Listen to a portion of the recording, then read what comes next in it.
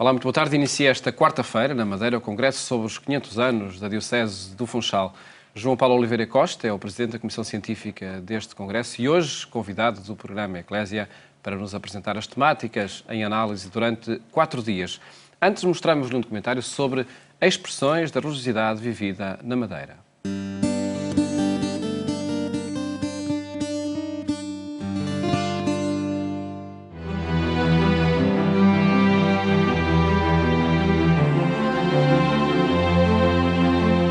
A experiência do sagrado cristão transmite-se de geração em geração e começa em tenra idade.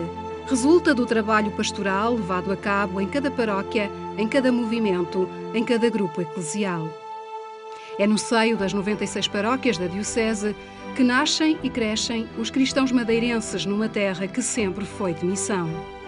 Caracterizo esta Diocese dentro da linha missionária como sempre foi ao longo destes 500 anos. O Papa fala de facto que a Igreja deve funcionar, ou na sua ação pastoral deve estar sempre em comunhão, mas sempre numa linha, numa chave missionária. E eu posso dizer que esta Diocese sempre atuou na sua maneira de transmitir a fé em chave missionária. Naturalmente que nós sabemos que há dificuldades hoje, é um mundo mais secularista, é um mundo onde não estão abertos tanto aos valores da Igreja e à fé, e temos então que abrir, temos que tomar consciência que esta chave missionária tem que ser atualizada aos tempos modernos, aos tempos em que nós vivemos. A religiosidade cristã ganha contornos específicos no arquipélago. A espiritualidade franciscana, que chegou com os primeiros navegadores, moldou a fé deste povo. Os franciscanos, que no primeiro século do povoamento é que foram os formadores, se podemos dizer assim, da forma mentis da sociedade, da cultura e da Igreja madeirense, eles de facto pegaram nas tradições que os povoadores traziam do continente e deram-lhe o que eu chamo uma espécie de caráter próprio, de perfil peculiar próprio da Madeira. E na Madeira congraçou-se ali de forma muito interessante e muito criativa aquilo que eu chamaria as tradições medievais trazidas pelos povoadores e depois aquilo que foi imprimido de forma especial pela espiritualidade franciscana.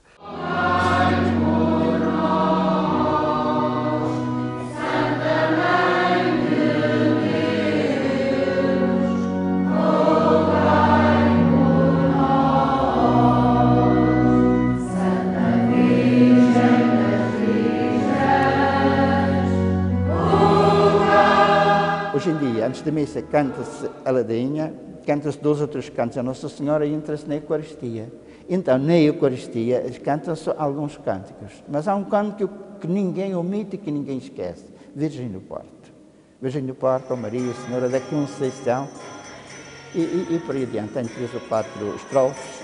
Isso toda a gente canta e toca com viola, toca com guitarra e toca com tambores. E às vezes juntam-se na igreja, já no fim da missa, diversos grupos para tocar isso.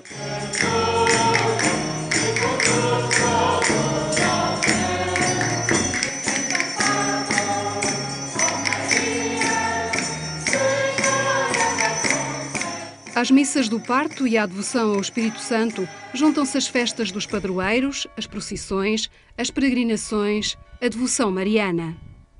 São inúmeras as formas de um povo expressar a sua religiosidade. Um cunho muito próprio que tem acompanhado a história da ilha e que marca também presença na própria literatura madeirense.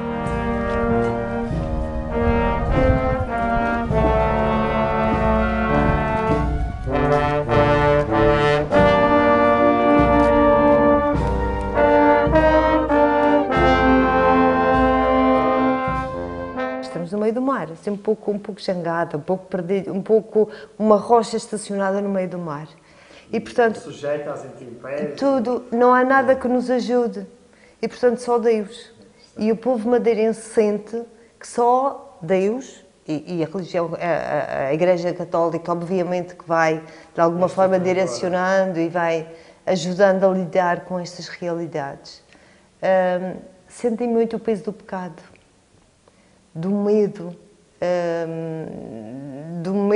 da força de Deus, sobretudo quando arrebentam as águas à terra, nas aluviões sobretudo, e neste recorrer à Senhora do Monte, neste recorrer aos santos, mas sobretudo a Nossa Senhora, para ajudar a sobreviver.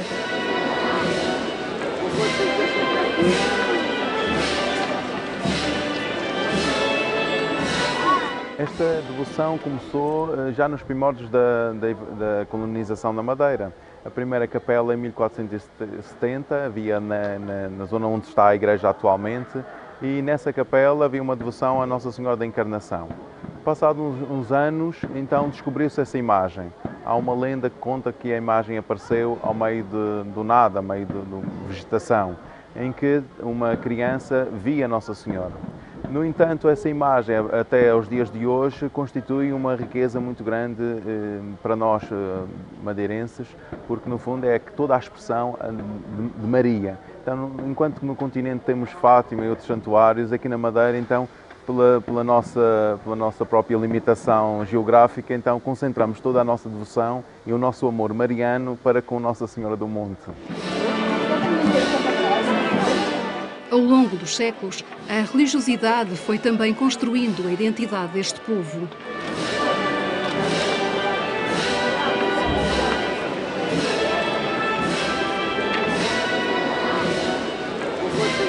A devoção e a religião também são um elemento da identidade cultural, mas há que encontrar nessas manifestações características que são comuns a um determinado espaço e um espaço muito mais amplo que não se confina ao território da ilha. Aqui pode adquirir, ao nível da festa, da festividade, pode adquirir características próprias, porque o povo vai recriando as suas tradições e vai deixando nas tradições as suas marcas.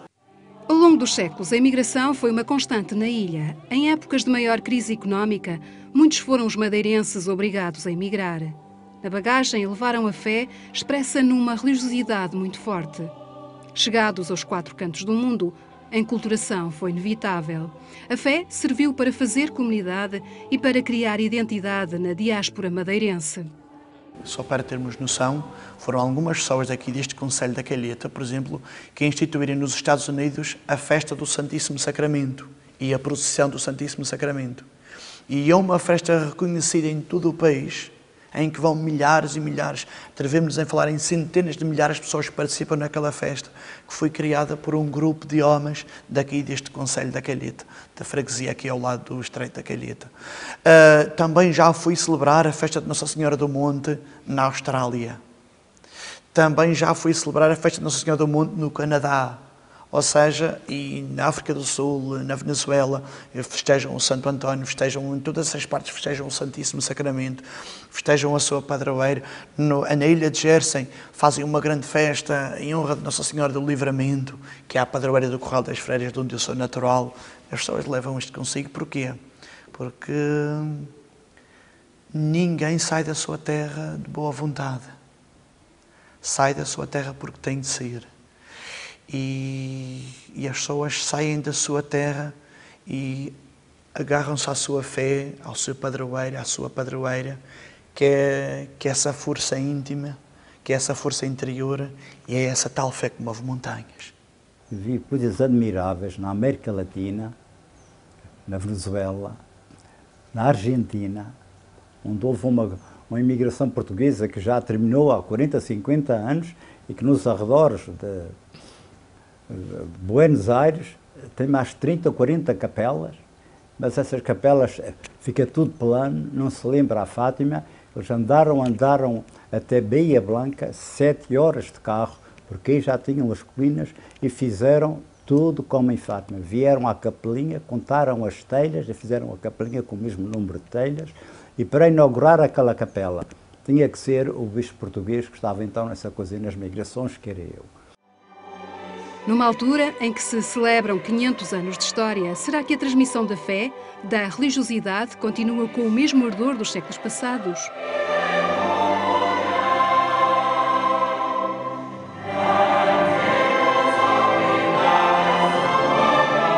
Hoje, como ontem, a Madeira continua a ser terra de imigração, mas continuará a ser missionária?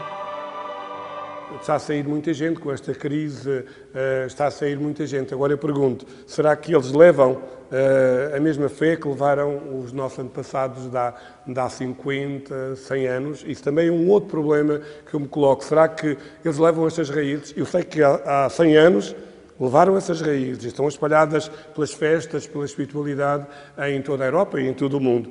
Mas agora também nós precisamos, nesta gente que sai muitas vezes com a crise e que vai trabalhar para Jersey, para Londres, que também levem esta fé aos nossos irmãos, que é aí que nós estamos a ser missionários. O ciclo das festas populares ou litúrgicas e a proximidade ao ritmo agrícola de muitas freguesias determina a religiosidade dos madeirenses. São essas marcas que transportam pelos diferentes locais de destino da imigração. Costumo dizer que as pessoas deste meio orientam-se por dois ritmos. Um primeiro é o litúrgico. Toda a nossa vivência, não só espiritual como até mesmo social, está em torno das festividades, nomeadamente o Natal, a Páscoa, as visitas do Espírito Santo, as grandes festas do verão, à maneira do norte de Portugal, e da própria natureza, que, como sabemos, e que a vida agrícola também é quem determina um pouco o ritmo da vida das pessoas desta terra, deste meio.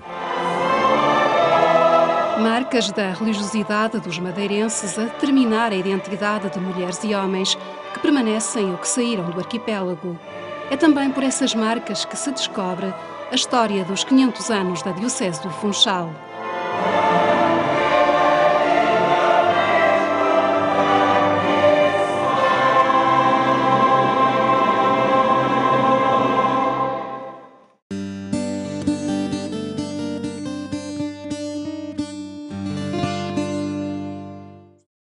Um documentário realizado pelo Centro de Literaturas e Culturas Lusófonas e Europeias da Faculdade de Letras da Universidade de Lisboa e pela Agência Eclésia, que se integra numa série sobre os 500 anos da Diocese do Funchal. Falamos agora com o professor João Paulo Oliveira Costa, Presidente da Comissão Científica do Congresso, que inicia esta quarta-feira.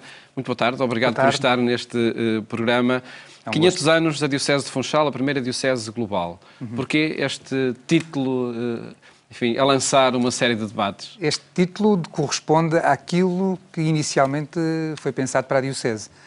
A Diocese foi criada, portanto, há 500 anos, em 1514, num momento extraordinário da nossa história, da história de Portugal e da história do mundo, que é este momento em que as sociedades que estavam fechadas umas sobre as outras, de repente, a pouco e pouco, começaram a entrar nesta aventura da globalização.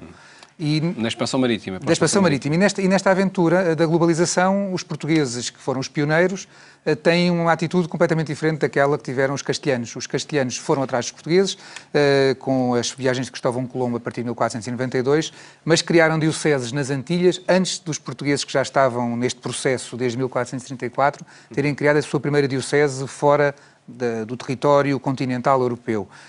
Só que eram claramente dioceses de conquista focalizadas nos territórios que os castelhanos já estavam a dominar.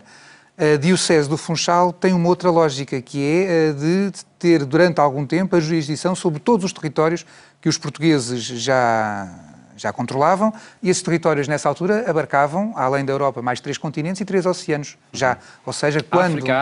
África, Ásia e América, ou seja, esta diocese é criada já depois da descoberta do Brasil, é criada quando os portugueses, a partir de Malaca, já chegaram à China e, portanto, na verdade, todo o mundo que estava sujeito ou estava sob a influência do Império Português ficava também, do ponto de vista eclesiástico, sujeito a esta nova diocese. É evidente que esta diocese depois não pôde manter esta lógica global para o resto do tempo, foi reajustada com a evolução. Portanto, estamos numa época muito experimental e nesta época experimental, Funchal foi foi uma diocese global como não houve outra na história da Igreja. Essa transformação que existia nas sociedades e no mundo corresponde também a uma transformação na própria Igreja? A abertura foi existindo na Igreja? Corresponde, em grande medida, a esta evolução de um contacto com o exterior que vai potenciar novas dinâmicas ou um recomeço das dinâmicas missionárias que, do ponto de vista europeu, estavam terminadas com a conversão de toda a Europa. Ou seja, há um reaprender da forma de propagar o Evangelho. Nesta fase inicial, correspondente a este momento da criação da Diocese funchalense, ainda estamos numa fase muito incipiente em que a Igreja e a coroa estão muito agarradas ainda à lógica da cruzada. Vai ser depois, a partir de meados do século XVI, sobretudo com a ação de São Francisco Xavier, com o início da atividade da Companhia de Jesus e a que depois as outras ordens religiosas vão corresponder e vão segui-la, que vamos ter então a missionação moderna, ou seja, a percepção de que, independentemente da dilatação da cristandade, é possível propagar o Evangelho a todos os povos. Da conversão à organização da experiência crente, de que forma é que esta transição foi acontecendo a partir da Esse é um processo complexo, como já tinha sido na própria Europa, não é? Uma coisa é falarmos da conversão dos francos por via do batismo de Clovis ou dos russos por via do batismo de São Vladimir, outra coisa é a verdadeira adesão das populações, dos súditos desses reis, ao Evangelho. E a organização eclesiástica, muitas vezes. O que aconteceu ao longo da história do Império Português é que, nos casos, a organização eclesiástica precede as conversões ou uma propagação mais intensificada do Evangelho, outras vezes é ao contrário. Há primeiro uma propagação muito forte, que só depois é que é completada com uma organização eclesiástica mais ajustada à realidade. É o caso, por exemplo, do Japão, é mesmo o caso da China, onde as dioceses chegaram muito tardiamente por comparação. Ou seja, no caso do Japão, é preciso haver já uma cristandade com 200 mil batizados para que depois, finalmente, Roma crie uma diocese, enquanto que a diocese do Funchal, nesta fase, ainda abarcava muito poucos cristãos e, sobretudo, muito poucos cristãos não europeus, porque o processo de catequização e de atração dos gentios ao Evangelho não foi um processo automático, como se pode pensar, foi um processo lento, como foi lenta a conversão da Europa. Mas existiu essa prioridade de organizar a Igreja Católica não só na Madeira, como nos tais territórios que se iam conquistando. Exatamente. Era esse o objetivo da Diocese? O objetivo da Diocese era exatamente o de tutelar toda a atividade ultramarina.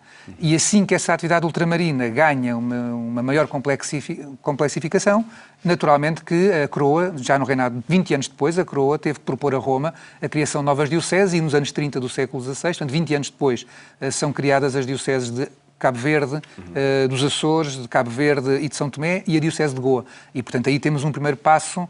Nessa altura, o Funchal chega a ser arcebispado, mas depois, enfim, percebe-se também que não era funcional a ser a tutela da Igreja Ultramarina ser feita a partir do Funchal, tinha que ser feita a partir de Lisboa, necessariamente, e do Reino, e, consequentemente, em meados do século XVI, a Diocese da Madeira volta a ser uma diocese sem dignidade arcebispal, e é quando é a criação também da Diocese da Bahia, e depois mesmo a complexificação leva a que logo nos anos 50 do século XVI Goa se torne diocese metropolita com a criação primeiro das dioceses de Coxim e de Malaca. Um percurso histórico com 500 anos, de que forma é que toda essa história será estudada neste Congresso? Grandes temas? Temos grandes temas, temos muitos historiadores de grande craveira, portugueses, de outros pontos da Europa, de quase todas as partes do mundo que chegaram a estar subordinadas à Diocese do Funchal. Temos colegas africanos, brasileiros, da Índia também, e vamos olhar para duas dinâmicas muito particulares. Por um lado, a vida espiritual e eclesiástica da própria Ilha da Madeira, porque afinal é da Ilha da Madeira também que estamos a falar, e não esquecer que esta Diocese também tem em vista exatamente a possibilidade daquela comunidade que estava afastada do reino, com comunicações relativamente fáceis, mas ao mesmo tempo sempre marcadas pelo mar, pudessem ter um pastor no seu próprio território. Portanto, nós olhamos muito para a Diocese global, mas não esquecer que, em primeiro lugar, também estava o serviço da própria população madeirense, que precisava de um bispo na sua Diocese para a administração dos sacramentos episcopais e para ter um melhor acompanhamento da sua vida espiritual. E, portanto, uma parte do nosso Congresso dedica-se ao estudo da história do cristianismo na própria Ilha da Madeira. E depois uma outra parte do Congresso será dedicada precisamente a estes temas da propagação do cristianismo e da forma como o processo desencadeado a partir de 1514 pela coroa com a criação de uma primeira diocese fora do reino e não ligada à Guerra da Cruzada em Marrocos, teve depois um conjunto de consequências intermináveis que vem até aos nossos dias. Sua opinião, todo este estudo, estes dias de investigação, de análise e debate que o Congresso vai proporcionar, o que é que oferece à atualidade, ao dinamismo da Igreja Católica na Diocese de Funchal? Para a Diocese do Funchal em si, permitirá fazer um upgrade, por assim dizer, daquilo que é a sua história. E, portanto, eu acho que não há nenhuma instituição, nenhuma entidade que possa viver sem memória e, portanto, é a memória da Diocese do Funchal que vai ser reforçada. Do outro ponto de vista, a própria memória da história do cristianismo.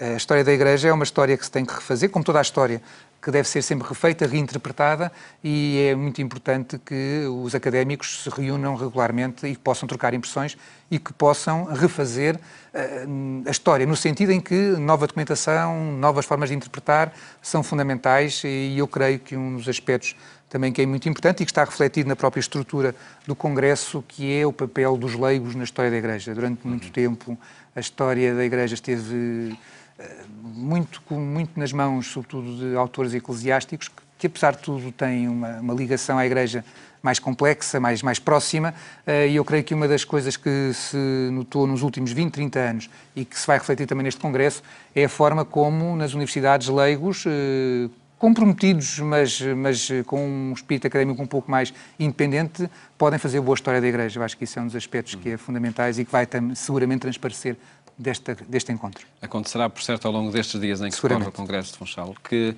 seja de facto um momento de estudo e de procura de pistas para a atualidade. Muito obrigado por ter estado neste programa, o professor João Paulo Oliveira Costa. Nós, aqui ao longo desta semana, no programa Eclésia, reservamos as nossas emissões para demonstrar diferentes expressões da presença da Igreja Católica na Madeira e analisar diferentes problemáticas que marcam a história da Diocese de Funchal. Votos, boa tarde, até amanhã, se Deus quiser.